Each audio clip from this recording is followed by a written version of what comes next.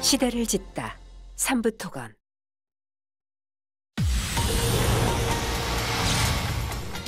쿠팡 물류센터 관련 코로나19 확진자가 계속 늘고 있습니다. 물류센터 작업장, 모자와 신발에서도 코로나 바이러스가 검출됐습니다. 첫 확진자가 나온 뒤에도 부실한 대응으로 감염을 키웠다는 지적입니다. 정부는 앞으로 2주 동안 감염 확산을 막지 못하면 사회적 거리 두기로 돌아갈 뜻을 밝혔습니다. 우선 다음 달 14일까지 수도권 공공시설 운영을 중단하고 유흥시설 운영 자제도 당부했습니다. 한국은행이 코로나19 충격으로 올해 우리나라 경제 성장률이 22년 만에 마이너스를 기록할 거라는 전망을 내놨습니다. 홍콩 시민의 반발과 미국의 경고에도 불구하고 중국이 홍콩 내 반중국 해위를 막는 홍콩 국가보안법을 통과시켰습니다. 미 중간 정면 충돌이 예고된 가운데 우리 정부는 대책회의를 열었습니다.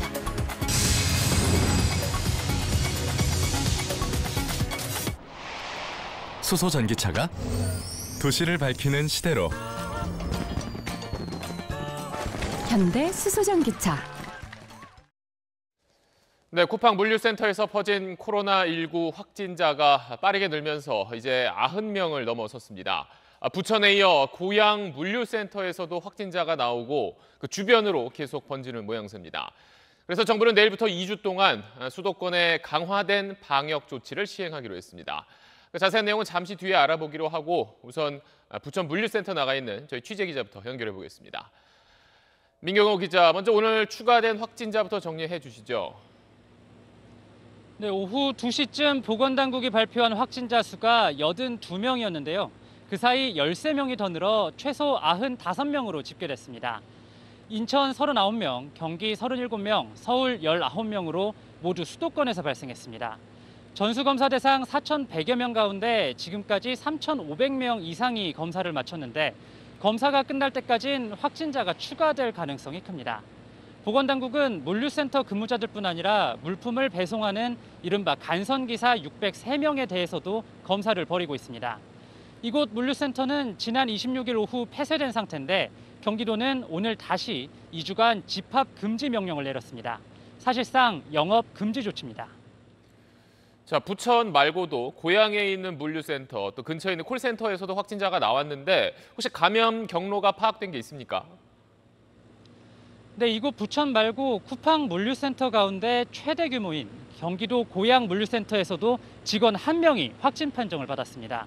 고양센터 직원은 지난 23일 부천 물류센터 확진자가 다녀간 부평의 한 PC방에 들렀다가 감염된 걸로 추정되는데 쿠팡은 고양 물류센터 전체를 폐쇄했고 직원 등 700여 명은 검사를 받고 있습니다. 또 부천 물류센터 확진자인 20대 여성 1명은 부천 중동 유베이스 타워에 있는 콜센터에서 근무한 걸로 확인됐습니다. 콜센터 직원으로 일하면서 지난 23일과 24일 쿠팡 물류센터에서 아르바이트를 한 겁니다. 유베이스 타워 콜센터는 근무자가 1,600명에 이르는 국내 최대 규모인데 다행히 아직까진 추가 확진자는 나오지 않았습니다. 지금까지 부천 쿠팡 물류센터에서 SBS 민경호입니다. 보건당국은 쿠팡 물류센터에 있는 직원들의 모자와 신발에서 바이러스가 검출됐다고 밝혔습니다. 물류센터에 바이러스가 아주 넓게 퍼져 있었다는 뜻으로 풀이됩니다. 계속해서 남주현 기자입니다. 보건당국은 쿠팡 물류센터가 24시간 운영되는 특성 때문에 소독, 환기가 어렵고 최근 택배 물량이 늘어 인력은 더 밀집했던 것으로 파악하고 있습니다. 코로나19에 취약한 환경이라는 겁니다. 실제로 물류센터 시설과 물품에 대해 코로나19 검사를 해본 결과 작업할 때 쓰는 모자와 신발에서 바이러스가 검출됐습니다. 물류센터 내부가 광범위하게 오염됐고 방역 수칙이 지켜지지 않았다는 걸 보여줍니다. 마스크 쓰고 손 소독 열심히 하고 환기를 하고 그러면 그렇게 많은 곳에서 일단 나오기가 쉽지 않아요. 상당히 여러 군데 오염이 많이 돼 있다. 그러나 이렇게 검출된 바이러스가 감염력 있는, 즉 살아있는 바이러스인지는 확인되지 않았습니다. 바이러스 전문가들은 만약 살아있는 바이러스라 하더라도 양은 많지 않을 것이며 배송 과정에서 소멸할 가능성이 크다고 보고 있습니다. 미국 연구에서 코로나19 바이러스가 골판지에서 최대 24시간까지 생존하는 것이 확인됐기 때문에 택배 배송 과정을 거치며 감염력을 유지하긴 쉽지 않을 거란 겁니다.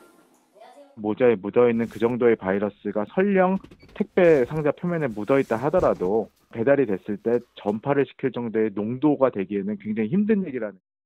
전문가들은 코로나19 사태가 장기화하고 택배 물량도 많아진 만큼 정부가 택배 차량 등의 살균 시스템을 의무화하는 것도 검토해볼 필요가 있다고 조언합니다.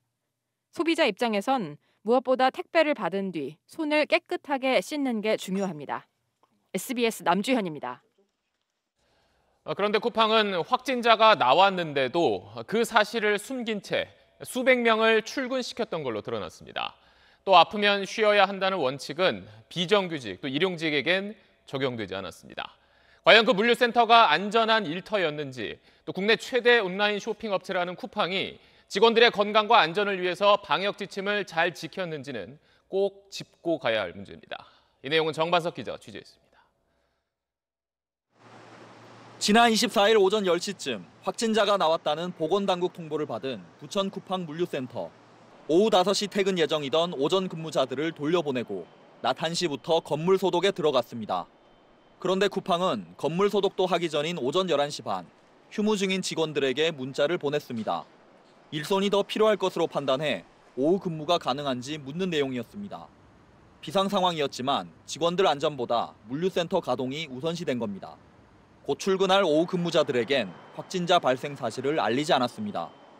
5조 직원 수백 명은 확진자 발생 사실을 알지 못한 채 이곳 물류센터로 출근했고 쿠팡 측의 요청으로 새벽 늦게까지 연장 근무했습니다. 출근하니까 그냥 들어가서 일하면 된다. 이런 식으로밖에 이제 전달을 못 받았고 뭐 일용직들은 별도로 따로 안내를 받은 것도 없다고 하더라고요. 쿠팡 측은 다음 날에도 확진자가 나오자 첫 환자 통보를 받은 지 하루 반이 지난 25일 오후에야 센터를 폐쇄했습니다. 쿠팡 측은 소독 뒤 서너 시간이 지나 업무를 재개한 것이 문제가 없다는 입장이지만 질병관리본부는 소독 뒤 24시간 환기를 해야 업무를 재개할 수 있다고 지적했습니다. 쿠팡 측은 경기도가 벌인 현장 조사에선 배송기사 명단을 즉각 제출하지도 않았습니다. 고의에 의한 지연이라고 판단하고 회의 도중에 도의 특사경과 포렌식 전문가 그리고 역학팀을 보내서 강제 명단 조사를 지시했습니다. 한 시민단체는 부천 물류센터 직원의 97%가 비정규직이라고 주장했는데 회사 측이 센터 가동만 걱정하는 사이 이들은 불안감 속에 일을 해야 했습니다. 계약직은 근태관리가 재계약에 부담이 되고요. 일용직도 당연히 아파도 확정 문자를 받으면 무조건 나가야 되는 거고요. SBS 정만석입니다. 네, 이런 가운데 서울 중구에 있는 한 보험회사 전화 영업소에서 8명이 확진 판정을 받았습니다. 사무실 구조라든지 일하는 방식이 콜센터랑 비슷한데도 정작 콜센터로 분류되지 않아서 그동안 현장 점검 대상에서 빠져 있었습니다. 전현남 기자가 취재했습니다. 서울 중구의 17층짜리 건물. 이곳 7층을 쓰는 KB생명의 전화 영업소가 어제부터 2주간 폐쇄 조치됐습니다. 이틀 전 이 영업점에서 근무하던 보험 설계사 1명이 확진 판정을 받은 뒤 직장 동료 116명 전부를 검사한 결과 오늘 7명이 추가로 확진 판정을 받은 겁니다. SBS가 입수한 사무실 영상을 보면 1m 정도 넓이의 책상이 어깨 높이 정도의 칸막이를 사이에 두고 쭉 붙어 있습니다. 보험 설계사들은 이렇게 밀집된 공간에서 전화로 영업을 한 것으로 보입니다. 구조는 콜센터하고 유사한데요. 좌우로 1.2m가량 떨어져 있고요. 책상 위로 50cm 이상인 걸로. 해당 영업소는 하는 일은 비슷해도 콜센터로 분류가 안 돼 구로 콜센터 집단 감염 이후 서울시가 벌인 현장 점검도 받지 않았습니다. 또 지난 5일 생활 속 거리 두기로 전환하면서 한 자리씩 뛰어앉기도 중단했습니다. 직원들이 사무실 한켠에 휴게 공간을 공유했는데 안마 의자도 함께 사용한 것으로 확인됐습니다. 생활방역 측이 들어오면서는 이제 그게 조금 느슨해져가지고 옆자리에도 앉고 이래. 본인들이 벗어버리면은 페트롤 들고 뛰어다니면서 말릴 수는 없잖아요. 집단 감염 우려가 현실화되자 방역당국은 17층 건물 전체에서 일하는 2천여 명에 대해 전수검사를 실시하기로 했습니다. SBS 전연남입니다. 네, 경기도 광주에서는 요양원의 한 보호사가 코로나19에 감염됐습니다. 190명 정도가 지내던 요양원은 현재 폐쇄됐습니다. 저희가 지금 현장을 연결할 계획이었는데 그 현장에서 조금 전 연결이 지금 이상이 생겨서 저희가 잠시 뒤에 현장 연결해서 자세한 소식은 알아보도록 하겠습니다. 자, 다음 내용으로 이어가도록 하겠습니다. 이렇게 여기저기서 추가 확진자가 계속 나오면서 오늘도 학교에 가지 못한 학생들이 많았습니다. 전국에서 800곳이 넘는 학교와 유치원이 문을 열지 못하고 다시 원격 수업으로 돌아갔습니다. 이 소식은 안상우 기자가 취재했습니다. 학원 문이 굳게 닫혔습니다. 이 학원에 근무하는 20대 강사와 학생 2명이 오늘 잇따라 코로나19 확진 판정을 받았습니다. 주변 학교 4곳은 즉시 등교 수업을 중단하고 학생들을 귀가시켰습니다. 초등학생 내지는 중학생들을 대상으로 한 학원이거든요. 중학교 같은 경우는 그 선생님의 강의를 들었을 개연성이 아주 높은 거죠. 어제 중학교 1학년생 확진자가 나온 서울 신도림 중학교도 등교 수업 시작 하루 만에 원격 수업으로 전환했습니다. 이렇게 쿠팡 물류센터와 관련되거나 감염 경로를 알 수 없는 지역사회 감염이 확산하면서 오늘 전국에 838개 학교와 유치원이 등교 수업을 포기했습니다. 하루 새 270여 곳이나 더 늘어난 겁니다. 가정학습이나 등교 후 의심 증상, 기저질환 등으로 등교하지 않은 학생, 원생도 25만 명이나 됩니다. 학부모들의 불안이 커지자 유은혜 부총리 겸 교육부 장관은 수도권 교육감들과 긴급 회의를 열고 상황을 점검했습니다. 남은 초중고생의 순차 등교를 예정대로 진행하되 학교별로 상황에 따라 탄력적 대응을 한다는 방침을 재확인했습니다. 이런 가운데 경기도 교육청은 가정 체험학습 인정기간을 최대 40일로 확대했고 서울에선 기숙사 입소자 5,800여 명에 대해 전수 진단검사를 벌이기로 했습니다. SBS 안상우입니다. 그럼 앞서 말씀드렸던 경기도 광주의 한 요양원 보호사가 확진 판정받았다는 소식 현장 취재기자를 연결해서 자세히 알아보도록 하겠습니다. 자, 안희재 기자, 그 요양원 현재 출입이 통제되고 통째로 격리된 거죠? 네, 저는 경기 광주시 행복한 요양원에 나와 있습니다. 말씀하신 것처럼 이곳 시설 요양보호사 68살 A씨가 오늘 오전 코로나19 확진 판정을 받으면서 시설 전체가 코호트 격리, 즉 폐쇄 조치됐습니다. 이곳 정문은 외부인의 출입이 엄격히 통제되면서 이렇게 테이블로 막아둔 상태입니다. A씨는 그제 우한 증상을 보였는데 증상이 있는 상태에서 24시간 근무했고 어제 아침 퇴근 뒤 검사를 받아 확진 판정을 받았습니다. 요양원엔 현재 환자 114명과 직원 78명 등 모두 192명이 생활하고 있는데 A씨 확진 소식이 알려지면서 모두 격리 조치됐습니다. 방역당국은 A씨가 근무한 이관 2층을 중심으로 방역 작업을 벌였고 접촉자 확인 작업을 벌이고 있습니다. 면역력이 낮은 고령 환자들이 모인 시설인 만큼 추가 감염이 발생하지 않을까 우려되고 있습니다. A씨는 지난 24일 일요일 퇴근한 뒤 오후엔 서울 강남의 한 예식장을 방문한 걸로 조사됐습니다. 방역당국은 A씨의 감염 경로와 이동 동선을 추적하고 있으며 요양원 근무자들과 환자들에 대해선 심층 역학 조사를 벌이고 있습니다. 지금까지 경기 광주시 행복한 요양원에서 SBS 안희재입니다. 네, 한때는 한 자릿수까지도 내려갔었던 하루 추가 확진자가 어제는 79명까지 늘어났습니다. 그래서 정부는 오늘 긴급회의를 열고 다음 달 14일까지 약 2주 동안 수도권에 있는 미술관이나 박물관 같은 공공시설 운영을 중단하기로 했습니다. 또 학생들 많이 가는 학원, 또 PC방은 당분간 문을 닫아달라고 강력하게 권고했습니다. 김영래 기자입니다. 다음 달 14일까지 서울과 경기, 인천의 공공 다중시설 운영이 중단됩니다. 지난 6일 생활 속 거리두기 전환과 함께 문을 연 공공미술관, 박물관, 연수원 등이 다시 문을 닫는 겁니다. 정부는 특히 학생 자제를 강력 권고했습니다. 이에 따라 수도권의 학원과 PC방에서도 신분증을 확인해 출입자 명단을 의무적으로 작성하고 내부에선 1m 이상 간격을 유지해야 합니다. 방역수칙 위반이 드러날 경우 벌금을 부과하거나 집합금지 조치를 내릴 방침입니다. 수도권의 초기 확산을 조기에 차단하지 못한다면 지역사회 감염은 학교로 연결되고 결국 등교 수업은 차질을 빚게 될 수 있습니다. 정부는 다만 이번 방역 강화 조치가 사회적 거리 두기로의 회귀는 아니라고 선을 그었습니다. 어제 하루 신규 확진자가 50명을 크게 넘었지만 하루 이틀 단발적인 환자 증가폭보다는 1, 2주 동안 상황을 예의주시하겠다는 설명입니다. 하루 50명을 초과했다 그래서 바로 그렇게 전환되는 요건을 충족시키는 것이 아니고 종합적으로 보고서 판단을 할 내용이라고 생각을 합니다. 정부는 또 현재 확진자 증가세에 진원지가 되고 있는 물류시설에 대해선 국토부를 중심으로 합동 점검반을 구성해 앞으로 2주간 긴급 점검을 벌이기로 했습니다. SBS 김영래입니다. 네, 환자가 다시 늘어나고 있는 지금 상황 어떻게 봐야 될지 조동찬 의학 전문 기자와 이야기를 해보겠습니다. 자, 오늘 긴급 회의 한다고 해서 혹시 사회적 거리두기로 돌아가는 거 아니냐 이런 얘기도 있었는데 정부가 거기까지는 가지 않았어요. 특별한 이유가 있을까요? 네, 오늘 정부 발표는 세 가지로 요약할 수 있습니다. 네. 첫째, 공공 부분은 강력한 사회적 거리두기로 복귀한다. 둘째, 민간 부분은 국민의 협조를 부탁한다. 셋째, 등교 철회는 당장 하지 않고 상황을 지켜보며 결정하겠다입니다. 이태원 집단 감염 때는 등교를 연기했는데 그때처럼 심각하게 보는 건 아닌 것이죠. 쿠팡 물류센터발 집단 감염은요, 이태원 클럽과 달리 확진자들과 접촉했거나 접촉 가능성 있는 사람들 4,000명인데요. 명단을 빠르게 확보해서 검사를 완료했기 때문에 이 감염이 학교로 진입하는 걸 막을 수 있다고 판단한 것 같습니다.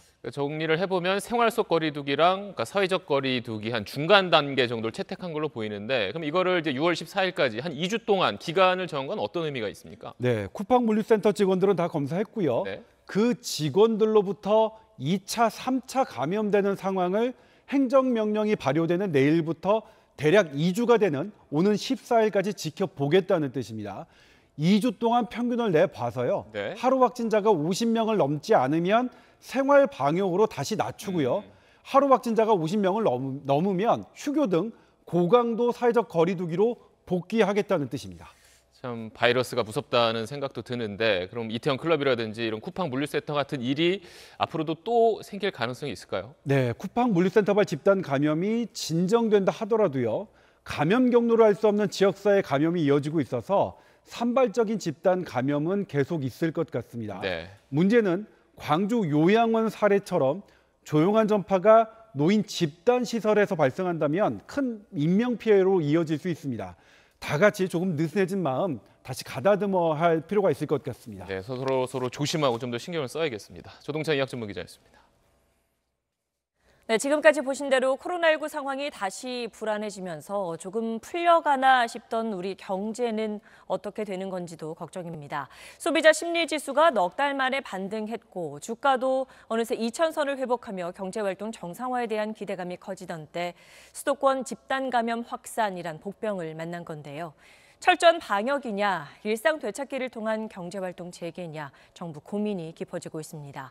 개별 기업들이나 전체 경제 상황이 아직 나아질 기미가 없는 게 부담인데 한국은행은 기준금리를 또 내렸고 경제 성장률은 22년 만에 마이너스를 기록할 것으로 전망됐습니다. 정성진 기자가 보도합니다.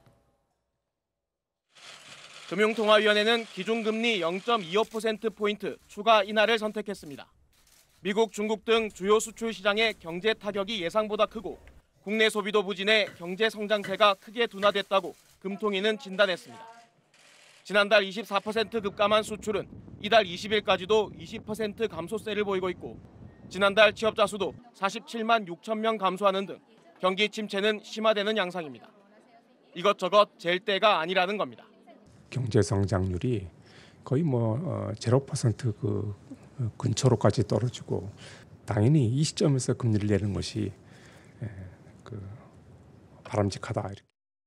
한국은행은 올해 경제 성장률을 지난 2월 전망보다 2.3%포인트 낮춘 마이너스 0.2%로 내다봤습니다. 현실화되면 외환위기 당시 이후 22년 만에 마이너스 성장입니다. 코로나19 확산이 장기화하는 비관적 시나리오에선 성장률이 마이너스 1.8%까지 떨어질 것으로 예상했습니다. 그렇지만 기준금리는 이미 실효화한, 즉 금리를 더 낮춰도 경기 진작 효과는 거의 없고 자본 유출 등 부작용만 심해지는 수준에 근접했다고 이주열 총재는 인정했습니다.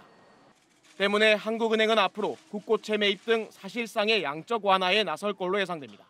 금리 정책이 다 됐으면은 나머지 이제 뭐 유동성 공급이나 회사 참여액 같은 것도 사실 조금 더 할 가능성도 있다고 얘기를 했는데 우리 경제 상태를 보면서 한국은행은 내년 성장률을 3.1%로 전망했는데 올해 마이너스 성장 전망을 감안하면 경기 회복세는 매우 완만할 것으로 예상한 겁니다. SBS 정성진입니다. 소비 심리의 회복 불씨를 살리기 위해 고심하는 정부는 다음 달 하순부터 2주간 대규모 특별 할인 행사를 열기로 했습니다. 자세한 내용은 화강은 기자가 보도합니다.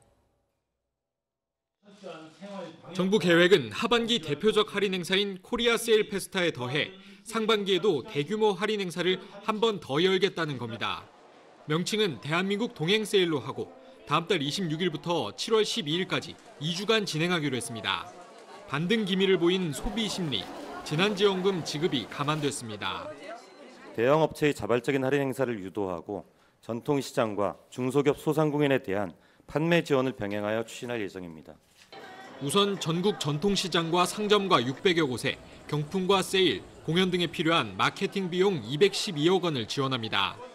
중소기업과 소상공인 제품이 TV 홈쇼핑과 온라인 쇼핑몰에 입점하고 최대 40% 수준의 할인 쿠폰도 발급할 수 있도록 지원하기로 했습니다. 고효율 가전제품을 구매했을 때 10%를 환급해주는 예산을 3배로 늘렸습니다. 여행과 외식을 촉진하기 위한 교통비 할인, 한식 할인 이벤트도 마련됩니다. 정부는 방역 지침을 철저히 준수하겠다는 입장입니다. 앞으로 2주간의 방역 상황이 관건일 텐데 시기가 적절하다는 우려도 있습니다. 사람들이 많이 모이게 되고 또 그런 가운데서 이제 여러 가지 밀접 접촉이 일어나는 그런 상황이 발생하면 결국은 유행의 원인이 되니까요. 소상공인 지원 같은 좋은 취지에도 불구하고 할인율 등 소비자들의 지갑을 열 유인이 부족하다는 지적도 나옵니다. SBS 화강윤입니다. 여러 논란이 이어져도 침묵해온 민주당 윤미향 당선인이 내일 기자회견을 열고 입장을 밝힐 계획입니다. 윤 당선인을 비판해온 이용수 할머니는 자신의 뒤에 어떤 세력이 있다는 배후설을 반박했습니다. 윤나라 기자입니다. 윤미향 당선인이 내일 기자회견을 하려고 하고 시간과 장소는 정해서 당에 알려오기로 했다. 이름을 밝히기를 꺼린 민주당 관계자가 이렇게 전했습니다. 윤미향 당선인이 내일 해명 기자회견을 하면 사과는 하지만 사퇴하지 않겠다고 한 지난 18일 언론 인터뷰 이후 무려 10하루 만입니다.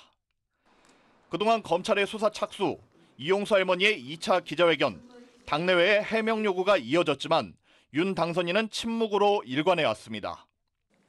민주당에선 어제 당 대표가 사실관계 확인이 우선이라는 공식 입장을 재확인했지만 윤 당선인이 직접 해명해야 한다는 목소리가 이어졌습니다. 이낙연 전 총리가 오늘 본인의 책임 있는 소명이 있으리라 기대한다고 하기도 했습니다. 윤 당선인은 내일 회견을 앞두고 정의기억연대 회계 부정 논란과 안성쉼터 고가 매입 의혹 등을 설명할 자료를 준비해온 걸로 알려졌습니다. 이용수 할머니는 오늘 언론 인터뷰에서 죄를 받아야 할 사람이 어떻게 국회의원이 되느냐고 윤 당선인을 거듭 비판하고 일각에서 제기한 배후설을 강하게 반박했습니다. 100번, 1000번 얘기해도 저 혼자밖에 없습니다. 제가 바보입니까? 제가 치매입니까? 누구도 그 하나 거둔 사람이 없었어요. 검찰은 정의기억연대 회계 담당자를 오늘 다시 소환해 조사했는데 윤 당선인은 정의연 변호인과 별도로 변호인을 구해서 검찰 수사에 대비하는 것으로 전해졌습니다. SBS 윤나라입니다. 직원을 성추행한 사실을 밝히고 사퇴한 오거돈 전 부산시장에 대해 경찰이 신청한 구속영장을 검찰이 청구했습니다. 수사당국은 우선 강제추행 혐의를 적용하고 보강수사로 혐의를 추가할 계획입니다. KNN 김민욱 기자입니다. 경찰이 여직원을 강제추행한 혐의로 오거돈 전 부산시장에 대해 사전 구속영장을 신청했습니다. 오 전 시장이 지난 22일 경찰에 비공개 출석한 지 엿새 만이며 경찰이 수사에 착수한 지 한 달 만입니다. 특히 피해자분에게도 죄송하게 생각합니다. 경찰은 오 전 시장의 혐의가 중대하고 강제추행 외 추가 사건은 장기간 시간이 소요될 수 있다며 구속영장 신청 이유를 밝혔습니다. 또 경찰은 사건 처리가 지연될수록 피해자에 대한 2차 피해 등도 우려됐다는 이유도 덧붙였습니다.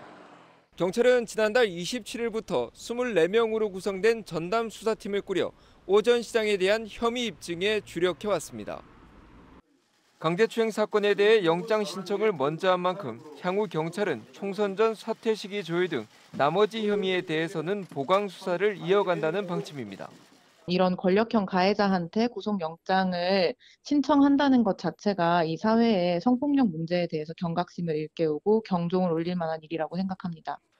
검찰이 경찰의 수사 기록을 토대로 곧바로 구속영장을 법원에 청구한 가운데 오전 시장에 대한 영장 실질 심사는 빠르면 다음 달 1일 열릴 전망입니다. KNN 김민웅입니다. 서울 지하철 구의역에서 혼자 스크린도어를 고치던 19살 김모 군이 열차에 치여 숨진 지 오늘로 꼭 4년이 됐습니다. 시간에 쫓기며 홀로 위험에 내몰렸던 비정규직 노동자의 사고 이후 무엇이 얼마나 바뀌었는지, 사고 위험은 줄어든 건지 강민우 기자가 다른 지하철역들을 돌아봤습니다. 구의역 승강장. 4년 전 오늘 밥 먹을 시간도 없이 시간에 쫓겨 혼자 스크린도어를 정비하다 김 군이 숨진 바로 그곳입니다. 김 군이 떠난 뒤 서울교통공사는 김 군이 속한 하청업체 직원들을 정규직으로 채용했고 정비 인력도 200명 넘게 더 뽑았습니다. 안전 관련 예산도 크게 늘렸습니다. 문제가 다 해결됐을까? 다른 역을 돌아봤습니다. 서울교통공사 자회사가 운영하는 소사 원시선.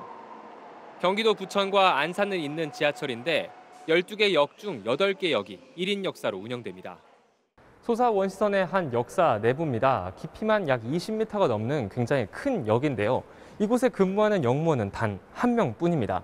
만일 화재나 안전사고 등 돌발 상황이 발생했을 때 혼자 대응할 수밖에 없는 겁니다. 평상시에 근무를 할 때 이제 굉장히 화장실 가기도 사실 굉장히 부담스럽거든요. 내가 없는 동안은 이제 사실상 역무실이 비고 민원에 응대할 사람이 없다 보니까. 운영사 측은 급한 일이 터지면 다른 역 근무자가 지원 온다고 하지만 배차 간격이 평균 10분이 넘는 열차를 타고 와야 해 즉각적인 대응은 불가능합니다. 또 다른 자회사가 운영하는 김포 골드라인도 사정은 마찬가지입니다. 지난해 SBS 보도를 통해 밤에 혼자 근무하던 역무원이 취객에게 폭행당한 일이 알려지고 화재 대응도 취약하다는 점이 지적됐지만 그동안 바뀐 건 인턴 5명을 임시로 채용한 게 전부입니다.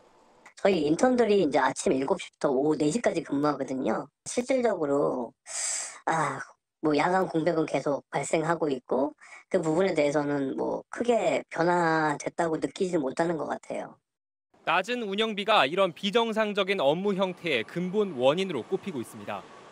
두 회사는 계약과 입찰 당시 책정된 운영비 내에서 시설을 운영해야 하는데 구의역 사고로 2인 1조 근무제 등 역무원 안전이 강조되기 전에 운영비가 결정됐다는 겁니다. 구의역 사고가 난 지 4년이 지났지만 예산이 없다는 이유로 지하철 노동자들의 안전은 여전히 위협받고 있습니다. SBS 강민우입니다. 입주민의 폭행과 폭언을 호소하다 극단적 선택을 한 아파트 경비원 고 최희석 씨의 유족과 관련 단체가 최 씨의 죽음이 업무상 재해라며 산업재해를 신청했습니다. 한세연 기자가 보도합니다.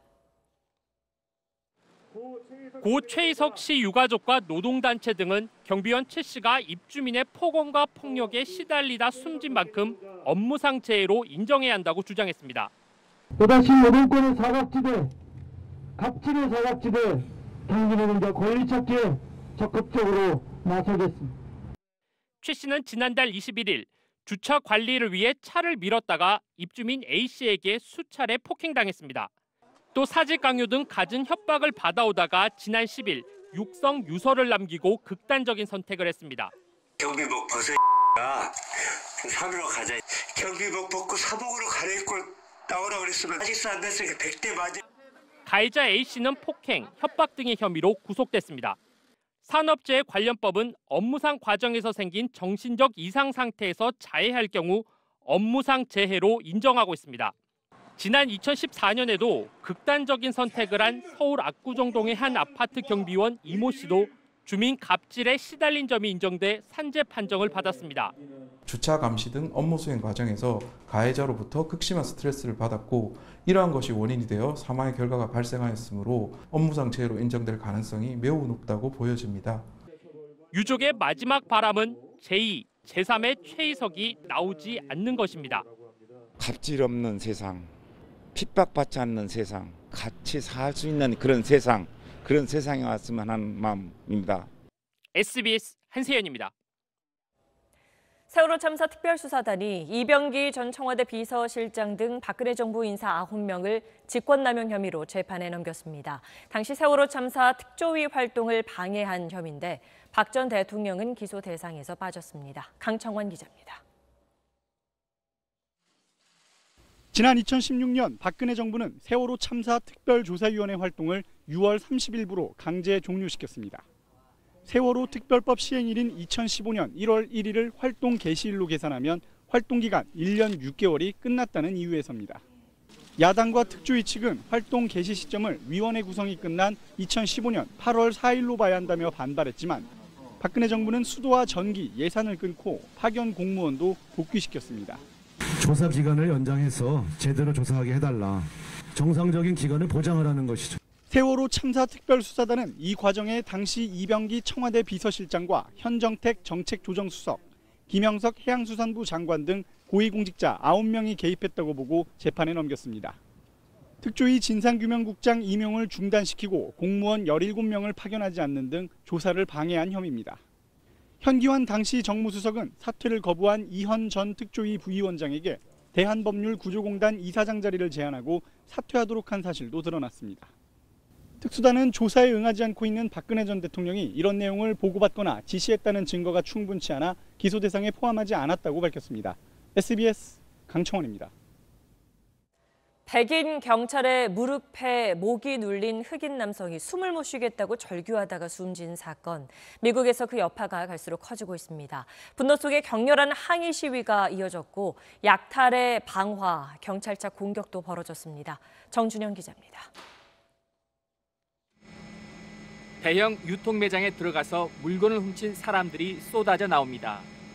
백인 경찰관의 가혹 행위로 흑인 남성이 숨진 사건에 대한 항의 시위가 약탈 행위로 번진 겁니다. 성난 시위대는 상점 유리창을 깨고 들어가 닥치는 대로 물건을 약탈했고 곳곳에 불도 질렀습니다. 로스앤젤레스에서는 경찰차가 시위대의 공격을 받기도 했습니다. 시가전을 방불케 하는 격렬한 시위가 이어지는 가운데 시위대는 숨진 남성의 마지막 절규를 외쳤습니다. Everybody in the world needs to be watching this. The world, please watch this. 현장 CCTV도 추가로 공개됐습니다.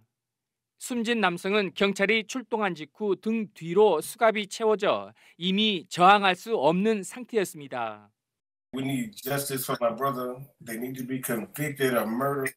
I can imagine my brother would not even be able to sleep at night if this happened to me. 미네소타주 검찰이 수사에 들어간 가운데 트럼프 대통령은 매우 슬픈 일이 벌어졌다고 밝혔습니다. Very, very sad event. We're going to look at it and we're going to get a report tomorrow when we get back. And we're going to get a very full report, but a very sad day. 캘리포니아와 텍사스주에서도 또 다른 경찰의 강압적 체포 동영상이 잇따라 공개되면서 인종차별적이고 폭력적인 경찰의 공권력 집행을 둘러싼 논란이 커지고 있습니다. SBS 정준영입니다. 다음 소식입니다. 홍콩 국가보안법이 우리의 국회격인 중국 전국인민대표 대회를 통과했습니다. 반대는 딱 한 표였습니다. 홍콩에서 중국에 반대하는 활동을 하는 걸 용납하지 않겠다는 중국의 강력한 의지를 드러낸 겁니다. 이제 구체적인 법 조항만 다듬으면 이 법이 바로 시행되는데 후폭풍이 꽤 셀 것 같습니다. 홍콩 시민들의 반발도 반발이지만 미국이 강력한 보복을 이미 경고했기 때문입니다. 가뜩이나 요즘 좋지 않은 미국과 중국 관계가 앞으로 어떻게 흘러갈지 베이징과 워싱턴을 동시에 연결해서 이야기를 들어보고 계속해서 우리 정부 입장까지 살펴보도록 하겠습니다. 그럼 먼저 특파원들부터 연결해 보겠습니다. 자, 베이징 정성엽 특파원, 원래 중국에서 이 회의할 때는 경제 성장 전망치 얼마나 나올까 이게 관심이었는데 올해는 온통 홍콩 보안법 이야기네요. 네, 전인대가 끝나고 리커창 총리가 기자회견을 했는데요. 이 홍콩 보안법 관련해선 질문 딱 한 개만 받았습니다. 답변 들어보시죠. 要实行一国两制行稳致远，维护香港长期繁荣稳定。 홍콩 관련 답변 시각은 고작 40초였습니다. 길게 말할 필요도 없이 홍콩 보안법은 중국 내정 문제다, 미국의 압박 신경 쓰지 않는다, 이런 메시지를 역으로 던진 것으로 읽힙니다. 중국이 이렇게 도장을 확 찍어버렸으니까 뭐 이걸 반대했던 홍콩 시민들로서는 상당히 허탈하고 또 굉장히 반발할 것 같은데 분위기는 어떻습니까? 1년 가까이 계속한 반중 시위의 결과가 이 베이징의 일방적인 홍콩 보안법 제정이다 보니까 이 범민주 진영은 강하게 반발할 수밖에 없습니다. 이 베이징이 이런 법률을 제정할 권한이 있느냐라고 반발하면서 이건 홍콩 반환 당시 한 약속을 깬 거니까 강력한 시위로 맞서겠다고 얘기합니다. 그러나 고민은 시위대 동력이 예전만큼 폭발적이냐라는 건데요. 이제 믿고 기댈 사람은 트럼프 대통령밖에 없다며 미국의 노골적인 개입을 요구하는 목소리도 나오고 있습니다. 이번엔 워싱턴에 물어보겠습니다. 김윤수 특파원, 그동안 미국이 계속 이제 보복을 경고해 왔었는데 바로 움직임으로 이어질까요? 네, 홍콩 보안법 통과에 임박해서 폼페이오 미 국무장관이 의회에 보고한 게 있습니다. 그동안 미뤄오던 홍콩 자치권에 대한 공식 평가인데요. 지금 홍콩이 중국으로부터 고도의 자치권을 유지하지 못하고 있다, 이런 내용이었습니다. 이 평가가 왜 중요하냐면요. 홍콩의 자치권을 매년 평가를 해서 홍콩에 대한 특별지위를 계속 유지할지를 결정을 하는데 이번 평가가 특별지위를 박탈할 수 있는 근거가 될 수 있기 때문입니다. 이미 박탈을 전제로 한 수순밟기에 들어간 것 아니냐, 이런 관측도 나오고 있습니다. 그래서 미국이 행동으로 나서는 시점, 현지에서는 어떻게 보고 있습니까? 당장은 아닐 것 같은데요. 미국 입장에서도 감당해야 할 후폭풍이 워낙 크기 때문입니다. 미 국무부 차관보가 보복카드로 가장 먼저 꼽은 게 비자와 경제 제재였습니다. 현명한 방식으로 할 거다, 이런 말도 했습니다. 따라서 일단은 중국 특정 대상이나 기업에 대한 제재와 신규 관세 정도가 예상이 되고요. 홍콩의 금융허브 위상을 뒤흔들 특별지위 박탈 카드는 시간표를 정해놓고서 중국을 서서히 압박해가면서 거래하는 방식도 거론되고 있습니다. 자, 이번에 베이징에 하나 물어보겠습니다. 중국도 이제는 물러서기 어려운 상황이 됐는데 중국의 대응 카드는 어떤 게 있을까요? 이미 내친 걸음이라 중국도 물러서기가 어렵습니다. 이 받은 만큼 갚아주겠다고 공언을 해왔는데요. 반격 카드로는 중국이 보유한 막대한 미국 국채를 팔아서 달러 가치를 급락시키고 미국 금융시장에 타격을 준다는 시나리오. 그리고 이 중국과 관련한 미국 기업에 대해 대대적인 제재를 가하는 카드도 있습니다. 또 이 대량으로 사겠다고 약속했던 미국산 제품의 수입을 끊어버려서 이 트럼프 대통령의 대선 가도에 발목을 잡는 방법도 얘기가 나오고 있습니다. 끝으로 워싱턴에 하나 더 물어보겠습니다. 이 갈등이 어디까지 갈지 지금 전 세계가 지켜보고 있는데 올해 말 이 미국 대선과 맞물려서 상황이 좀 더 복잡해지는 것 같아요. 네, 4년 전 대선에서 트럼프 대통령이 미국의 적으로 내세운 게 멕시코였다면 이번엔 중국으로 아예 잡아버린 것 같습니다. 미국 경제, 코로나 사태, 민주주의 문제까지 이 모든 악의 근원이 중국이라는 식입니다. 실제로 미국 내에서 반중 정서가 상당히 커지고 있는데요. 최근 한 여론조사를 보면요. 미국 성인의 66%가 중국에 대해서 비호감을 표시한 걸로 나타나고 있습니다. 미중 갈등 구도가 오는 11월 대선까지 더 날카로워지면 날카로워졌지 해결되기는 어렵다는 전망이 나오는 이유입니다. 네, 정세현 특파원, 김윤수 특파원 오늘 이야기 잘 들었습니다.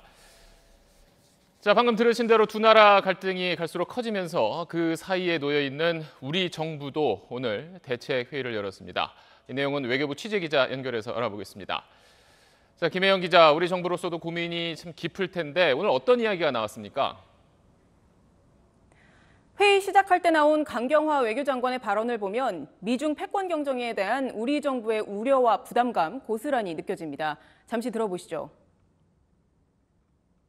기존 국제 질서를 지탱하던 규범들이 흔들리고 각자 도생을 추구하는 제로섬 경쟁에 대한 우려도 제기되고 있습니다. 청와대와 외교부, 국정원 같은 외교안보 부처들은 물론 기재부, 산자부, 과기부 등 경제와 과학기술부처까지 다 모였는데 한 회의 참석자는 반도체, 사드, 미사일 등 미중 갈등이 예상되는 모든 현안을 점검했다고 말했습니다. 모든 현안을 점검했다고 하는데 그러면 뭐 예를 들어서 반도체 수출 규제 대비책이라든지 이런 구체적인 설명은 없었나요? 반도체 수출 통제 문제 등을 폭넓고 전략적으로 논의했다면서 이제 시작이다, 계속해 나갈 거라고 했습니다. 홍콩 보안법은 아직 절차상 만들어진 게 아니라서 오늘 논의에선 빠졌다고 했습니다. 그러면서 외교부는 결론적으로 한국에 대한 영향은 제한적일 거라는 평가를 내놨습니다. 우리한테 미치는 영향이 아직은 제한적일 거다라는 그 평가는 좀 낙관적인 분석 아니냐 이런 반론이 나올 수도 있지 않을까요? 한 당국자는 미국의 화웨이 수출 통제를 예로 들어서 설명했는데요. 사실상 타이완 기업 TSMC가 최우선 타깃이라는 겁니다. 화웨이의 설계 위탁을 받은 적이 없는 한국 기업엔 영향이 적을 걸로 본다는 설명인데요. 실제로 정부가 낙관한다기보다 전략적 모호성을 유지하고 일종의 여유를 보인 거란 해석도 나옵니다. SBS 김혜영입니다. 네, 문재인 대통령이 민주당과 통합당의 원내대표와 만났습니다. 160분 가까이 이어진 오늘 회동에서 문재인 대통령은 확장 재정의 필요성을 설명하고 올 7월에 공수처가 출범하는데 차질이 없도록 해달라고 당부했습니다. 이에 통합당은 야당의 공수처장 임명 거부권을 실질적으로 보장해달라고 요구했습니다. 박하정 기자입니다. 문재인 대통령과 민주당 통합당 원내대표가 반갑게 인사하며 오찬 회동이 시작됐지만 민주당이 국회 상임위원장을 모두 갖겠다고 으름장을 놓은 다음 날이라 뼈있는 인사말이 오갔습니다.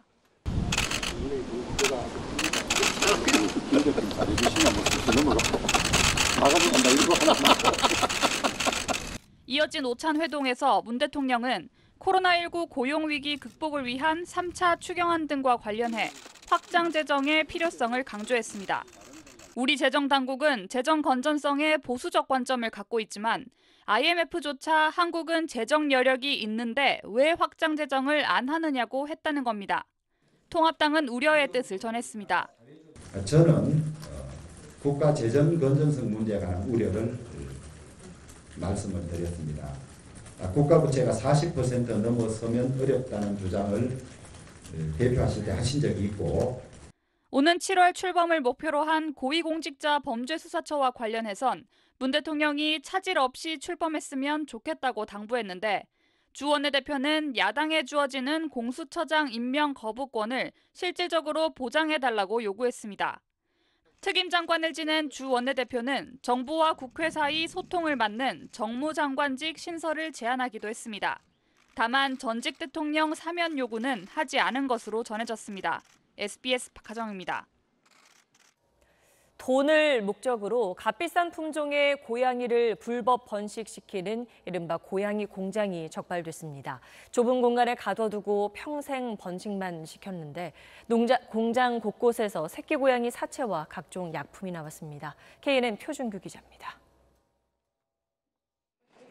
문을 열자 그물망으로 나눠진 공간이 드러납니다. 한눈에 봐도 값비싸 보이는 고양이들이 대여섯 마리씩 갇혀 있습니다. 번식용으로 고양이를 키우는 이른바 고양이 공장입니다. 예, 하신 지 얼마 정도 되셨어요? 하는 지가 제법 됩니다. 근데 고양이들 관리가 왜 이렇게 안 돼 있습니까? 지금 청소 사람들이 아직 안 하더라고요. 한두 평밖에 안 되는 공간에 평생 갇혀 번식만 반복하는 고양이들. 갓 낳은 것으로 보이는 새끼 사체도 그대로 놓여 있습니다. 보시는 것처럼 이렇게 곳곳에 동물용 의약품들과 주사기가 그대로 놓여 있습니다. 그동안 무허가로 지속적인 불법 치료 행위가 이루어져 왔다는 이야기입니다. 바로 옆 또 다른 가설 하우스에도 고양이 수십 마리가 갇혀 있습니다. 새끼 한 마리에 적게는 5-60만 원에서 많게는 300-400만 원까지 나가는 품종. 하지만 새끼가 목적이다 보니 갇힌 채 방치된 어미들은 참혹한 상태입니다. 눈으로 확인된 것만 절반 정도가 시급히 구조를 해야 할 정도로 상태가 많이 안 좋습니다. 김혜 씨는 갇혀있는 고양이를 구조하는 한편 무허가로 시설을 운영한 60대 남성을 경찰에 고발할 방침입니다. KNN 표준규입니다. 검찰이 벤츠의 배출가스 조작 의혹에 대해 수사에 착수했습니다. 검찰은 어제부터 서울 중구 메르세데스 벤츠 코리아 본사를 압수수색해 배출가스 인증 관련 자료를 확보했습니다. 앞서 환경부는 2012년부터 재작년까지 벤츠가 국내에 판매한 경유차 3만 7천여 대의 배출가스 조작 프로그램을 설정한 사실을 확인하고 검찰에 고발했습니다.